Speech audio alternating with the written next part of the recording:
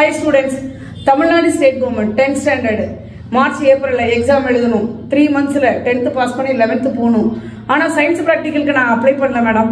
இல்ல பரவாயில்ல தக்கல்ல அட்மிஷன் கொடுப்பாங்க எக்ஸ்டெண்ட் பண்ணுவாங்க அப்படினு சொல்லி லாஸ்ட் வீடியோல சொல்லியிருந்தேன். ஆனா இப்போ அந்த சந்தர்ப்பம் உங்களுக்கு கிடைச்சிருக்கு. தக்கல்ல இல்லங்க நார்மலாவே எக்ஸ்டெண்ட் பண்ணியிருக்காங்க. டிசம்பர் 12th வரைக்கும் நீங்க ரெஜிஸ்டர் பண்ணிக்கலாம். அந்த பர்టిక్యులர் ஸ்கூல்ஸ்ல போயிட்டு நீங்க அங்க போய் ரெஜிஸ்டர் பண்ணீங்கன்னா ஒரு அக்னாலஜ்மென்ட் ரெசிப்ட் கொடுப்பாங்க, சீல் வச்சு ஹெச்எம் சைன் போட்டு அதை எடுத்துட்டு போய் நீங்க இ-சேவை மையத்துல கொடுத்தீங்கன்னா டிசம்பர் 17th குள்ளார உங்களுக்கு வந்து ஹால் டிக்கெட்டுக்கு ரெஜிஸ்ட்ரேஷன் பண்ணி கொடுத்துருவாங்க.